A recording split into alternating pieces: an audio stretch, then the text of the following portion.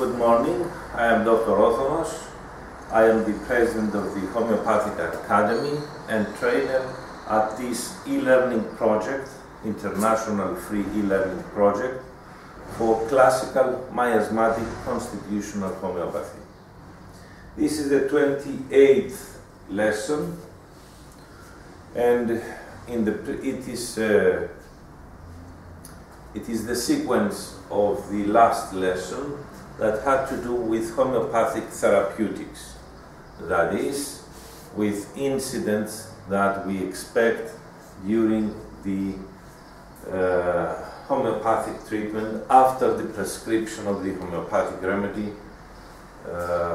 that was done 1 month ago. In the last lesson we have talked about the second prescription or follow-up of the case, and we have explained the criteria with which one should judge the course of the patient. Is he getting better? Is he getting worse? Or is he the same? And why? And what do we do in each case? We have seen and shown that we apply all homeopathic and universal laws during this examination of the course of the patient, and that's what makes homeopathy a science. Only if we apply the homeopathic and universal laws in everyday clinical practice, not only concerning diagnosis, but also concerning treatment. And we have shown that many mistakes can happen if we don't apply these homeopathic and universal laws. Now we continue with relevant subjects. And first of all, we will talk about the another law, homeopathic law, that helps us judge the course of the patient after the administering of the homeopathic remedy for the first time. It's the law of the course of illness health. What does this law tell us? It tells us that illness has a certain direction, goes from the external, from the circumference to the center, while and from downwards above, while the health has the opposite direction, the opposite course, that is, from above downwards and from the center to the periphery, to the circumference. This is an outcome, this law is the outcome of other universal laws. The law of hierarchy, the law of unity and diversity, and it tells us that there is a certain hierarchy in the organism. First of all, let me remind you that illness is not a primary state, it's a secondary state. Illness is the absence of health. Illness is disorder, is the absence of order, the imbalance, the absence of balance. In the same way that the darkness is not a primary condition, it's a secondary condition, it's the absence of light. Light is the primary thing. Health, order, balance is the primary thing. So, when we have a patient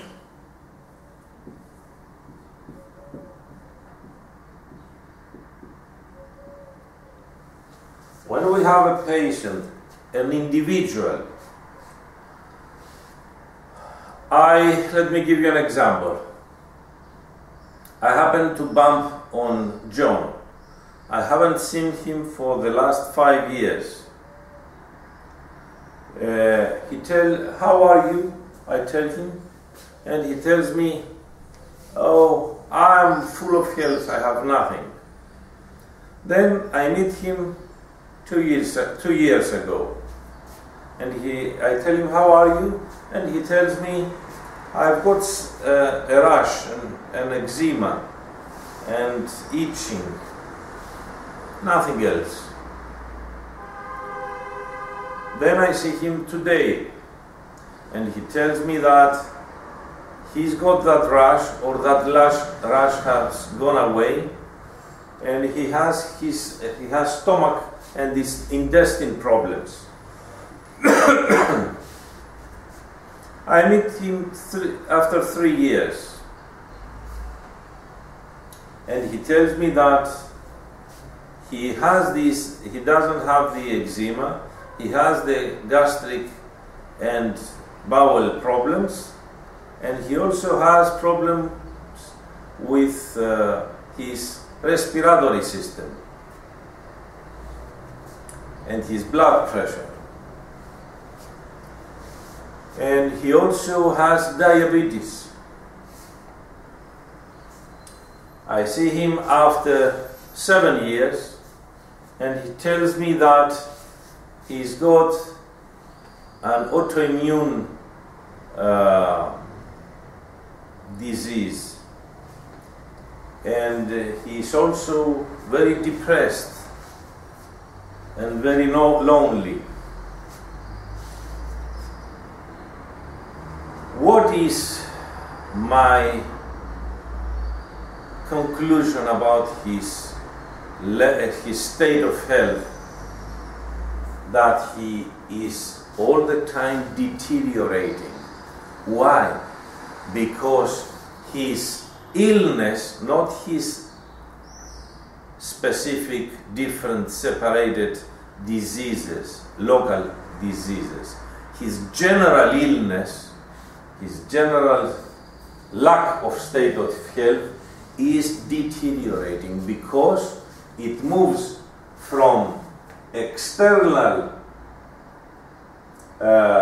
organic systems to more internal ones, and gradually to the psychological level. So we have the spiritual level, the psychological level or soul level, and the physical level.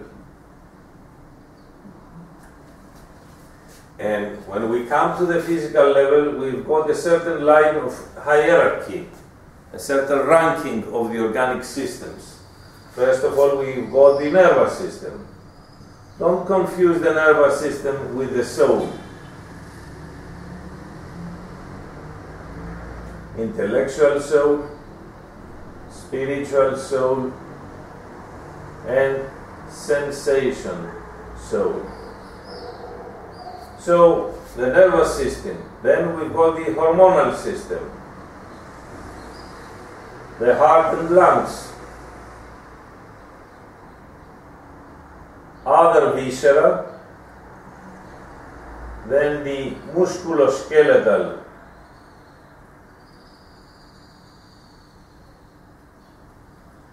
system, and finally the skin.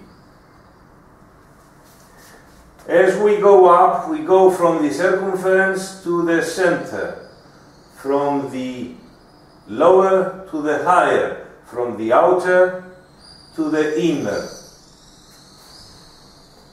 And as we go up, we've got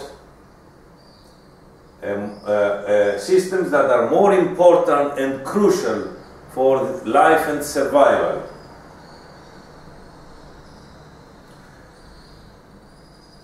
The skin cells are not so differentiated, and if something happens to them, they easily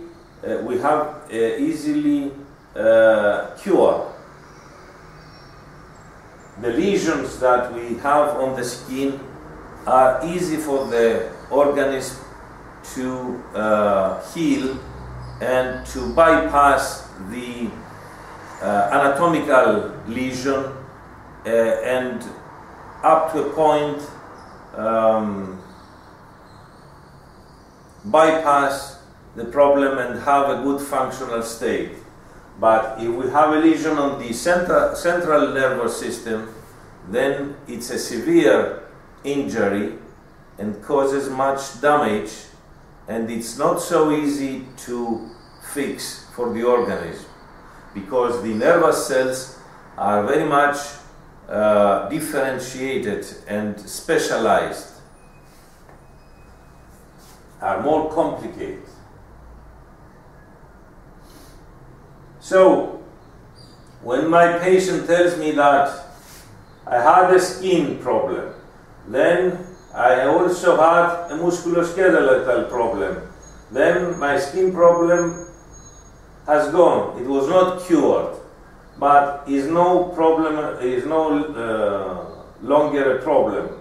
Then I had some visceral problem, then heart and lungs, or altogether, hormonal problems, problems of the nervous system, and problems, psychological problems, severe psychological problems. Then I say his state of health is worse. He's deteriorating. If I have the opposite course, then it's the course of health. This is the core of illness. This is the course of health. That's what the law of the course of health and illness tells us. And it's a very important criterion in order to judge how is the patient going on. Also, if we had the patient that had a very good, especially children that are untouched by life and by medicine, whenever a small child catches a cold, usually he has high fever and intense symptoms, and then he gets better quickly and without any severe left problems. But when we give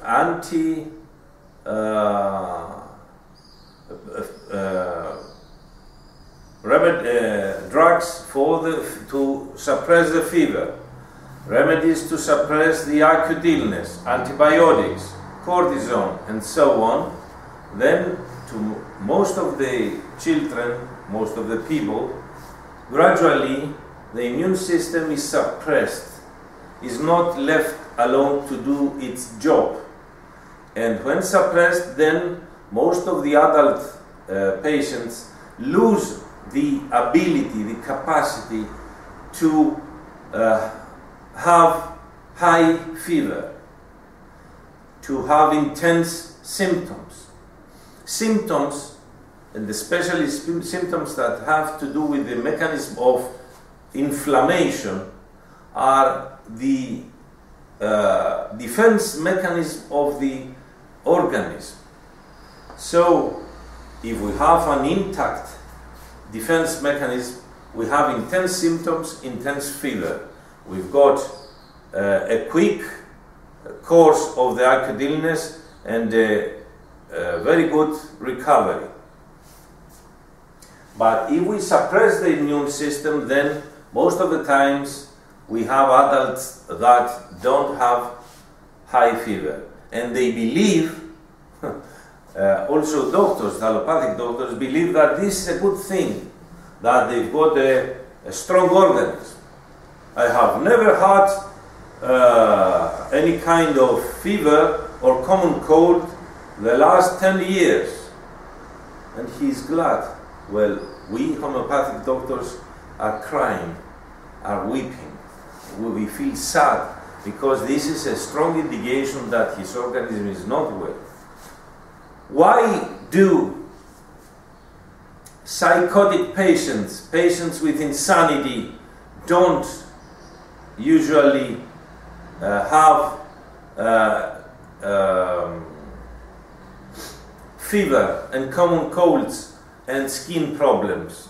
Because they are the center of the illness, of the general illness, has moved to very deep, very internal levels of pathology, of general pathology.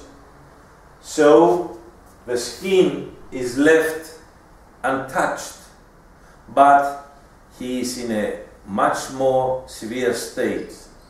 The same thing happens with cancer patients. They don't present high fever or skin or external problems because their center of pathology and illness is moved more internally.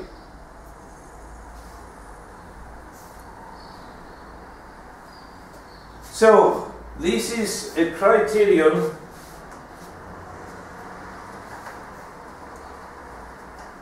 that tells us how is the state of health of the patient. When you start homeopathic treatment, and if you do chronic prescribing, chronic constitutional miasmatic prescribing, and you go deep, you go beyond the relief of the acute illness or the relief of the symptoms, then you have a patient that gradually becomes more healthy, less ill. The state of the level of his health is higher. And so, if we do homeopathic treatment for months or some years, we will many times gradually see that this patient who didn't have any intense high fever or sometimes frequent common colds, starts having high fever and common colds. And this is a good sign. Let me separate things. If he had high fever, the ability to present high fever when he was younger, and now the last years he has lost this ability, and now this ability comes back, this is a very good sign. If we have a patient that used to have skin problems, and now he doesn't have skin problems, but he has more severe problems, this is a bad sign. If he had severe problems and these severe problems are better, and skin problems that he had some years ago come back, this is a good sign. Of course, we expect these to become better also. If we have a patient that never had that had common colds in the past, now he doesn't have common colds, but he has severe problems, more internal problems, and during the first months of the treatment, his severe problems get better, and he starts having some common colds or some gastroenteritis temporarily, and then he gets better and he doesn't easily have common colds or gastroenteritis. This is a criterion that he gets better. So you see, if this course that we have described from the internal to the external, from more internal organic systems to less internal, this is a criterion that he gets better. we should explain to the patient this law and how important it is to judge things. You see, homeopathic and universal laws are simple. They are not complicated. Anyone can understand them. Anyone that has an open mind, anyone that has holistic thinking.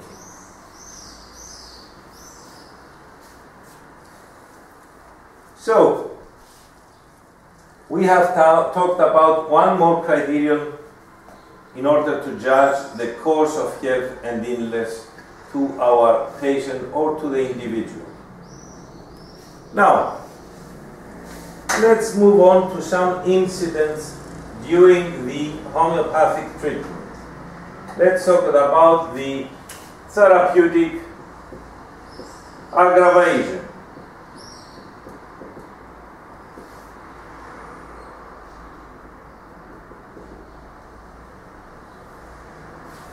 What is a therapeutic aggravation? It is not something that happens only in homeopathy, during the homeopathic treatment.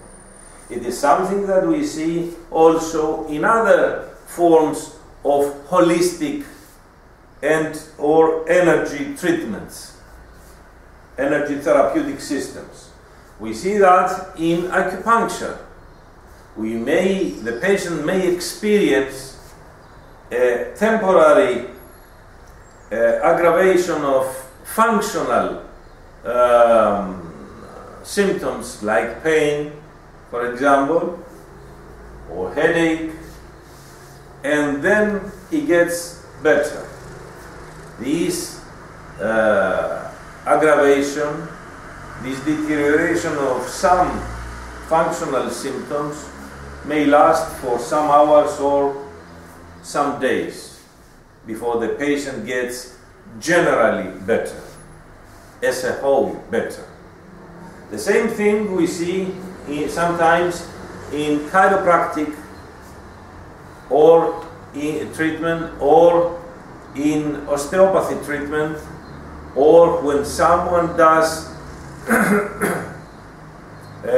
fasting as a means of cure, not eating, or does a healthy diet with juices or fruits alone. Then we have a process of detoxification of the organism, and the patient may feel in the beginning a little bit tired, a little bit dizzy, some headache, maybe his skin problems for some days will get worse, and then he gets better. Or he may have a diarrhea. These are good signs because it shows that the organism starts fighting the illness, and his defense mechanisms are mobilized. The same thing happens in homeopathy only during the first month of the treatment and only during the first hours or days of the treatment.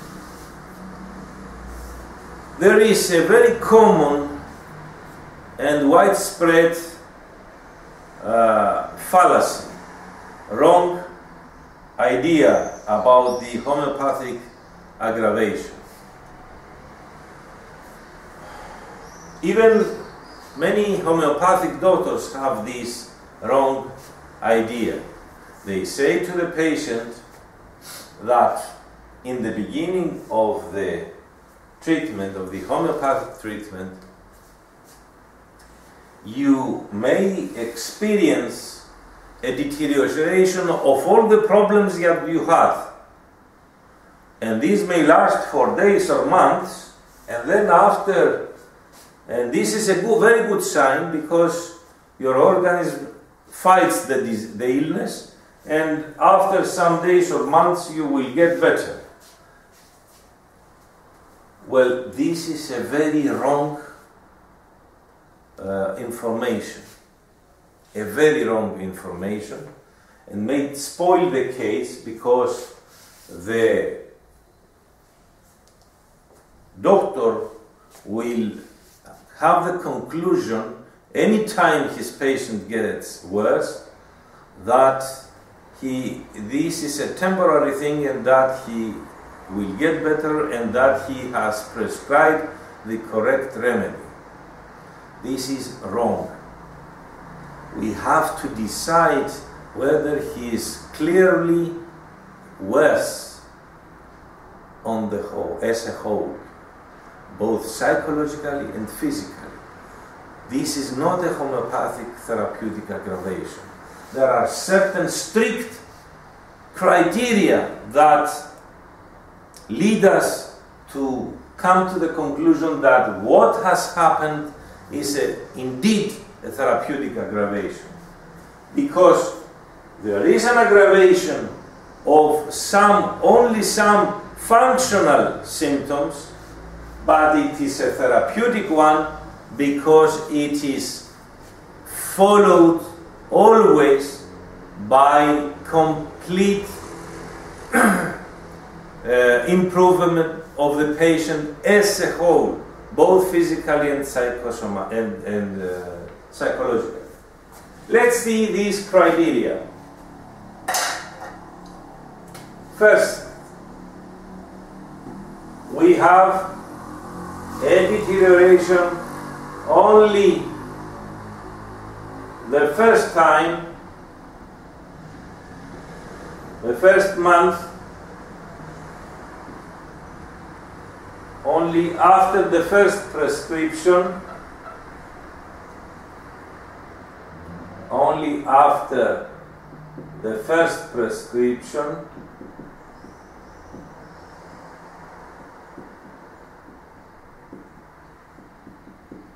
and only for some hours, or the most for some days.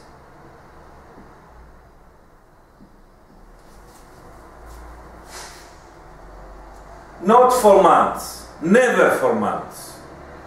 Most of the times for some hours, the first day, or the first and second or third day. We may experience again a therapeutic aggravation if we see a patient now, he has an aggravation, a therapeutic aggravation, the first months, the first days. He gets well, we continue the treatment for 6 months, 1 year, then he is better and he is off, and he comes to me after 3 years. And it is as if he is coming for the first time, and during the first after the first prescription, he may again have a therapeutic aggravation, although my clinical experience is that he has less possibilities to have a therapeutic aggravation again. It is as if you're starting the car and you put on the first gear. If you press the gas pedal too much, too abruptly, then the car is shaking, going fast, and then things are coming to normal when you put the second gear, the third, and so on. We have an immediate and intense mobilization, so the organism is a little bit shaken, but for his own good. And that's why this is a good sign that we are going in the correct way. If it meets all the criteria that I will get you, only then you can call it a therapeutic aggravation and not a simple aggravation that was not therapeutic. Only after the first prescription, for hours or days. At a percentage, not to all patients. From my clinical experience, at a percentage of 5 to 10% of the patients. And from my experience, some patients that are under the influence of some constitutions, only to some constitutions, mostly constitutions like lachesis or like nux vomica,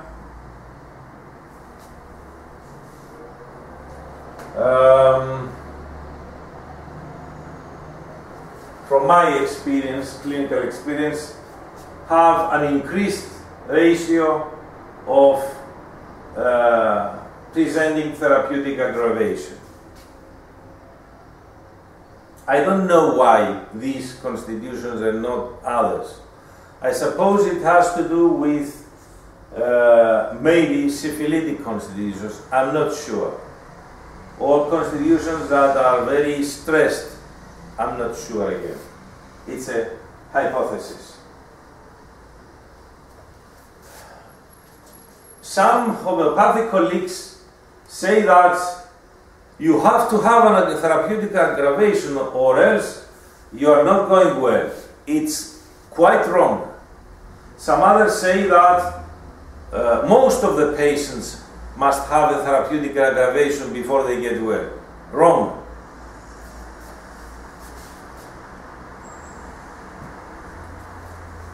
The third criterion.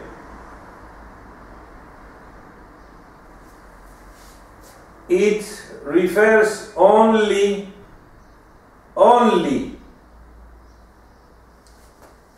functional symptoms.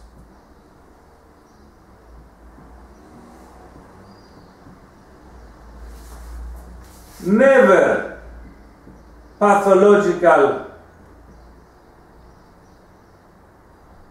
symptoms or conditions.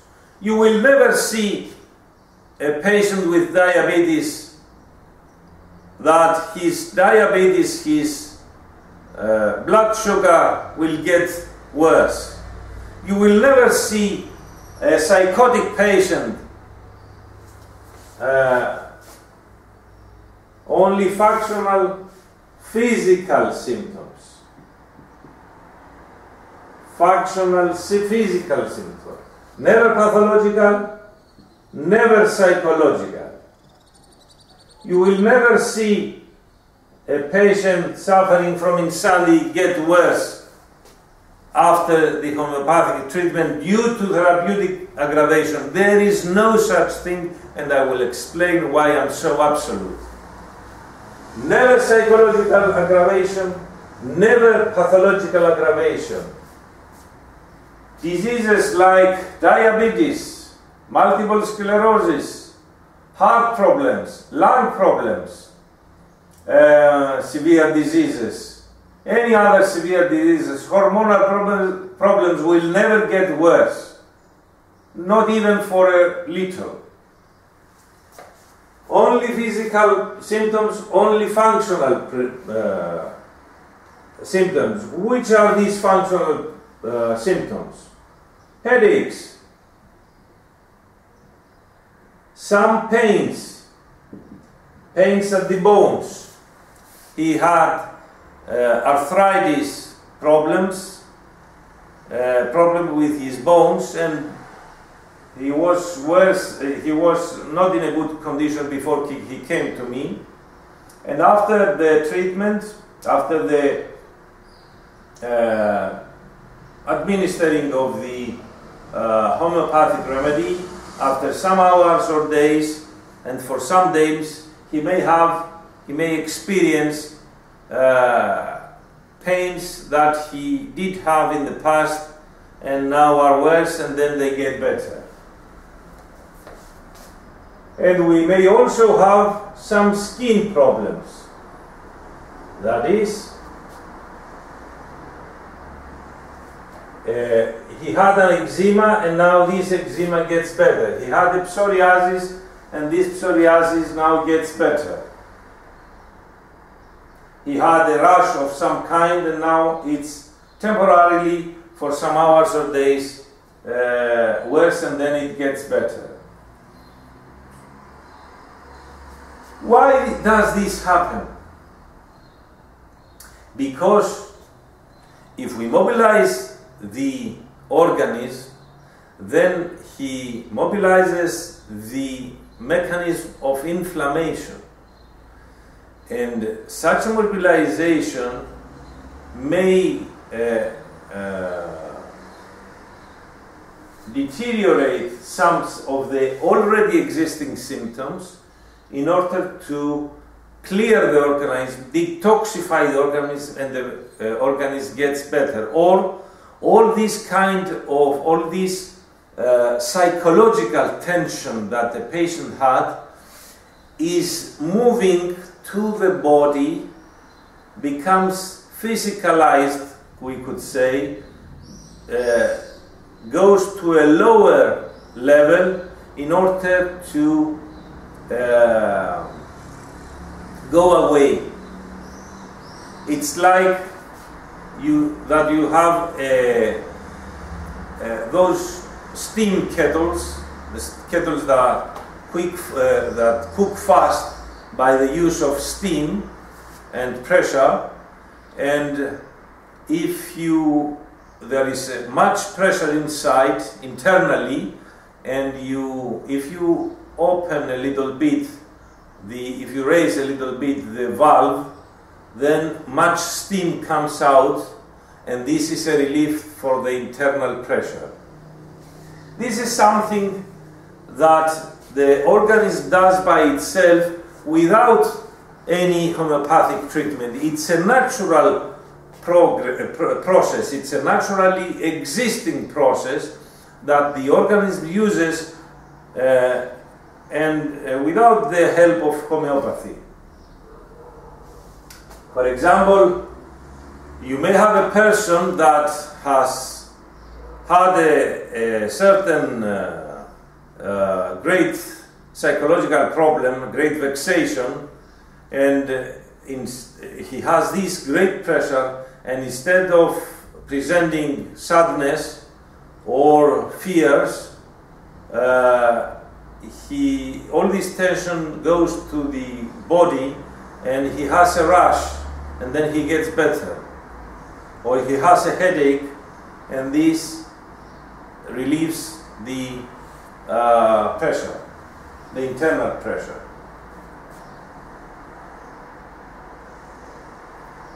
So if this is an improvement, it has to go from the psychological field to the physical field, from deeper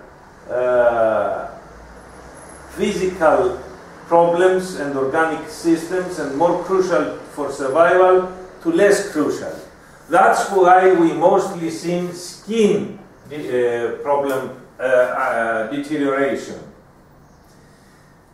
Another criterion that suits the previous one is that we have aggravation only to already existing problems, or problems that he had in the recent past.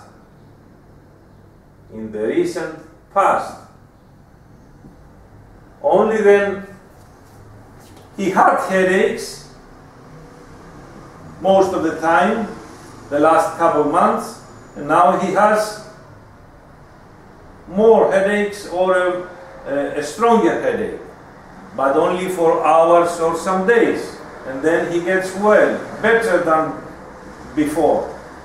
Not only better than the aggravation, but better than before the aggravation, before the homeopathic treatment. Or recent problems, functional ones. We never have the appearance of problems that he never had. Let me distinguish these things from what I have told you, that after months or years of treatment, the patient comes for asthma. This asthma was a result of the suppression of eczema at his childhood, And then when he comes to us, after 1 or 2 or 3 months, his asthma gets better, and temporarily he may present again the past eczema, or he may have now an arthritis that came from the suppression of his gonorrhea years ago with antibiotics, and now after becoming well to his arthritic problems, he may present again gonorrhea that is without any bacteria, a non-bacteria inflammation, and then he gets better even from that. These are past suppressed problems that came up before they go completely away and be cured completely. This is not a therapeutic aggravation. Therapeutic aggravation happens only during the first prescription for hours or days. This is the law of the course of health. So we only have functional physical symptoms that are deteriorated temporarily, and only already existing or symptoms or recent symptoms.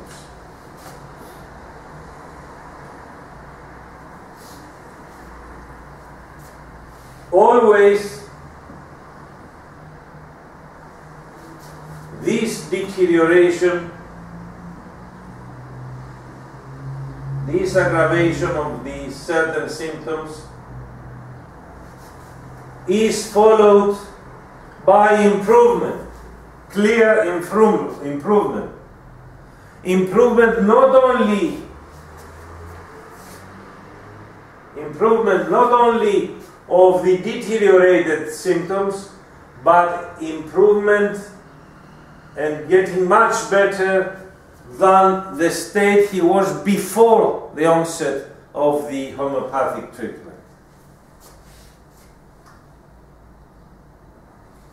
Not only these aggravated symptoms are improved, but his all or almost all or many of his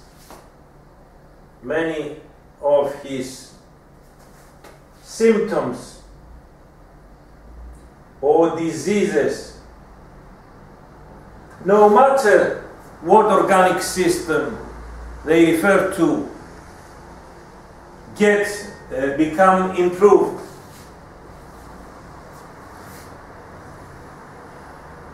Even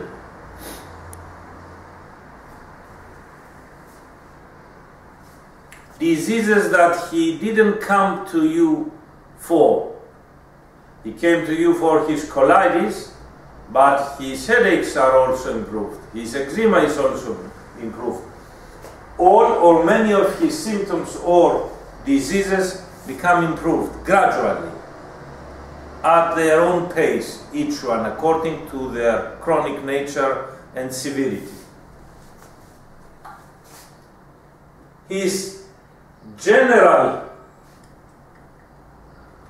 physical state is also improved after the aggravation. That is, his strength, his appetite, if it was low, his menses, if he had any menstrual problems, if she is a woman, his sleep, his desire for sex, his general physical state is improved. And the most important criteria is that his general psychological state is improved. He feels better. There are times when, at the time that his functional problem is worse, for example, his headaches are worse, at that very time that he should get worse psychologically because of the suffering, he may tell you that, a strange thing, doctor, my headache is worse, my psoriasis or eczema is worse, but I feel better inside. I feel relieved from my psychological tension. This is the most important criterion.